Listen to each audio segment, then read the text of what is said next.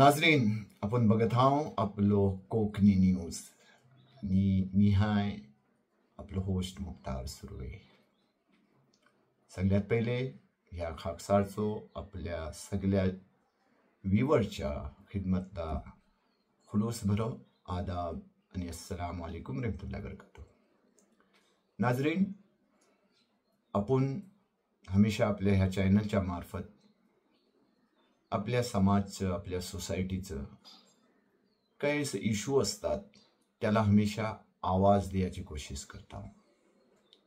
सहाफतचं हे उसूल आहे की समाजचा आणि शासनाच्या दरम्यान काही चीजाचा आदान प्रदान करवा। समाजाच्या काही चीजो शासनाच्या हुजुरीत हाणून देव आणि शासनाच्या काही बाती असतील त्यो समाजाच्या हाणून देव। आजचो इश्यू असो आहे की खेड रेल्वे स्टेशनशी एक बाजूला खेड एसटी स्टँड आणि खेड रेल्वे स्टेशनशी अगदी शिवपर्यंत जो रस्तो आहे त्या रस्त्याशी आपण सगळी लोक किती अवगत आहोत। गाडी घेऊन चालणं तर दुश्वार आहेच, त्या रस्त्याने पायनी चालणं पण दुश्वार झालेलं आहे। आम्ही नेहमी ह्या रस्त्याबद्दल आपल्या ह्या चॅनलच्या मार्फत आवाज उठवत राहिला आणि त्याच्यावर थोडासा शासनाने लक्ष पण दिला नाही, पण ज्या प्रमाणात शासनाने कायमस्वरूपी त्याचं हल कार्य पाहिजे तो नाही काढलेला।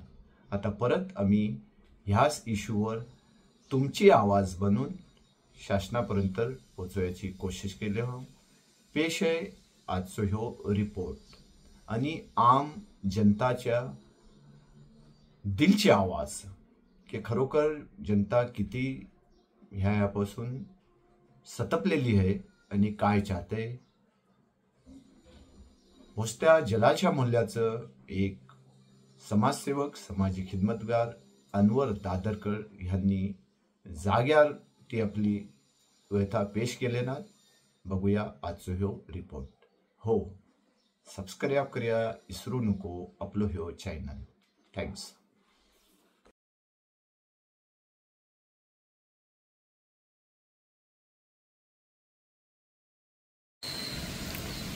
अनवर भाई, सगळ्यात पहिले कोकणी न्यूजवर आपला तहेदिल से इस्तकबाल आहे। अनवर भाई, तुम्ही एक समाजसेवक नाही बल्कि ह्या जी आपला भोसता जलाशय मोहल्ल्यापासून अगदी रेल्वे स्टेशन तर रहिवासी आहोत तुम्ही पंचक्रोशी, आणि नेहमी तुम्ही स्वतः पण ह्यो आवाज उठवला ह्या रस्त्यासाठी। आता काय अपेक्षा करायची का की एक फाटलेला कापड किती वखत त्याला बोलतात ना टिपून टिपून चालल। मुळात कारण सगळ्यात मोठं आहे की खेड पासून ब्रिज पासून ज्या वेळेला आपण हायवेला म्हणजे कोकण रेल्वे मेन स्टॉप त्याचा आहे पुऱ्या 3 तालुक्याचा, आणि हायवेला ह्या संपूर्ण जो आपल्या गाड्या येतात त्या गाड्याला इतकं त्रास होते की प्रशासनाने आजपर्यंत त्याचा व्यवस्थित काम पण नाही केला। त्याच्यानंतर मी त्या इंजिनियरला विचारला की ही परिस्थिती काय, तर त्या इंजिनियरने मला सांगला की आम्ही ते खड्डे भरून पॅचेस भरून घेतले, पण त्यांनी त्या पद्धतीचं काम केलं नाही, काय पैसे फक्त खपले। आणि आता अशी दुर्दैव व्यवस्था आहे, अशी अडचण आहे की त्याला जर आता ही जर काम नाही केलं तर येत्या महिन्याभरातून ह्यात एकही गाडी जाणार नाही आणि हायवे आणि कोकण रेल्वे ही अडचणीत येणारी आहे। तेव्हा प्रशासनाने आणि नेत्या लोकांनी ह्याच्याकडं लक्ष देऊन ताबडतोब काम करावा ही आमच्या गावकऱ्याची आणि पंचक्रोशीची ही इच्छा आहे। अनवर भाई, मला वाटते 8-10 वर्षापूर्वी ह्या रस्त्याचा आपला म्हणजे खेड रेल्वे स्टेशनपासून अगदी शिव जवळपास मला वाटते 11 करोड रुपये खपले गेले होते। त्याच्या बाद गेल्या वर्षी मग जरा धातूर मुठूर ह्याला परत जरा खड्डे भरण्याचं काम आलं आणि आता हे 4 महिन्यापूर्वी परत ही धातूर मुठूर खड्डे भरण्यात आलं आणि ही परत आता पावसाचं पहिलोच महिनोच खपलेलो आहे आणि ही हालत आहे। ह्यासाठी म्हणजे जनताचा कोल काय आहे, जनता काय बोलते, काय हे सहन करत राहायचा? ह्याचं मेन कारण आहे की डांबरी रस्त्याचं ही काम आहे मुळात ही काम तुमचा डिसेंबर जानेवारी किंवा नोव्हेंबर डिसेंबर ह्या महिन्यात द्यायला पाहिजे. त्याचं कारण असतं की पुरा 6 महिने किंवा 7 महिने त्याच्यावरनं जेव्हा ट्रॅफिक जातं आणि त्याचा जो पॅचेस आहात किंवा तो डांबरी रस्ता आहे तो व्यवस्थित येतं. ह्या प्रशासन आणि सरकार ही मुलातन एप्रिल आणि मेला काम करतं. त्याच्यामुळं त्या रस्त्याची मजबूती डांबर आणि त्याच्यावरती जी कच असतं खडी असतं ती खडी मुलात बैसत नाही. पाण्याने ती वाहून जातं. त्याची गटाराची व्यवस्था नाही आणि गटारा नसल्यामुळं ती पाणी तुमच्या रस्त्याला आणि ही जसं आता आम्ही बघतो ही जी जोर व्यवस्था ह्या गाडीची काय परिस्थिती आहे तर त्या गाडीला यायला सुद्धा जागा बरोबर नाही आहे.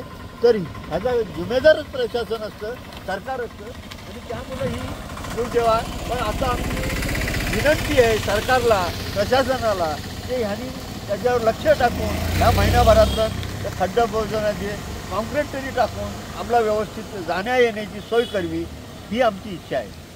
अनवरभाई तुम्ही आत्ता बोललो की ही काम कधी केला पाहिजे आणि म्हणजे त्याचे व्यवस्थित रिझल्ट भेटतील.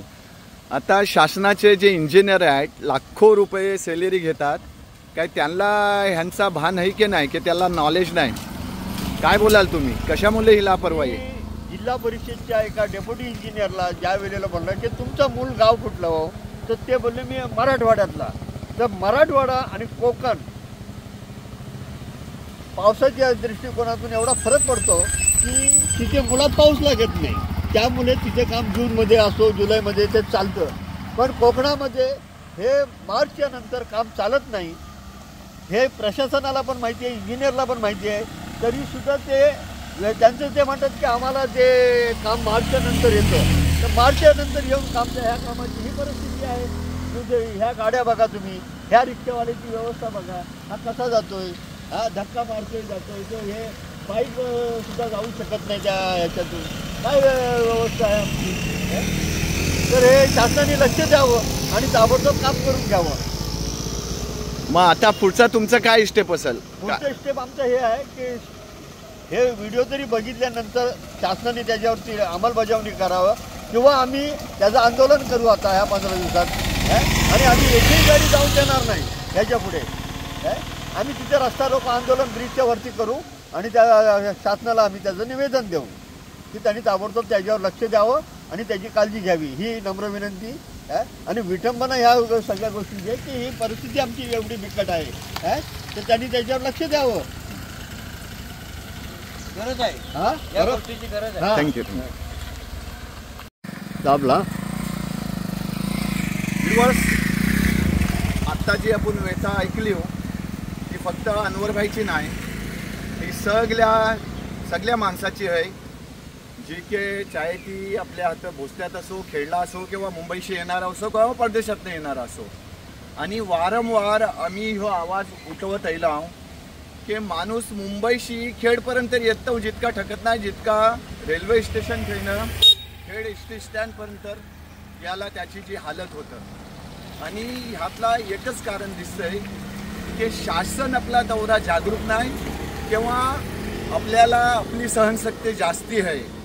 आता येणारं दिस सणासुदीचा आहात आणि परिस्थिती अशी आहे परवाच दूर माणसाचं खुलमल्लो होतं तेव्हा ह्यो आम्ही आमच्या चॅनलच्या मार्फत तुमची व्यथा शासनापर्यंत आम्ही पोहोचवायची कोशिश करत आहोत. मी माझ्या ह्या चॅनलच्या मार्फत भास्करराव जाधव शेठ ह्याला पण विनंती करीन आणि आमचे योगेश दादा म्हणजे मागे त्यांच्या सहकार्याने थोडे बहुत आता कामात राहिली होती. तर जरा तुम्ही आमची सर्वांची विनंती की जरा तुम्ही इकडे लक्ष द्या. 24 तास आता राहदारी राहणारी ह्यो आपलो खेड रेल्वे स्टेशन तो एस टी स्टँड ह्या रस्त्याची तुम्ही जरा लक्ष द्या आणि आम्हाला अपेक्षा आहे की तुम्ही लवकरात लवकर इकडे लक्ष द्याल. थँक्यू.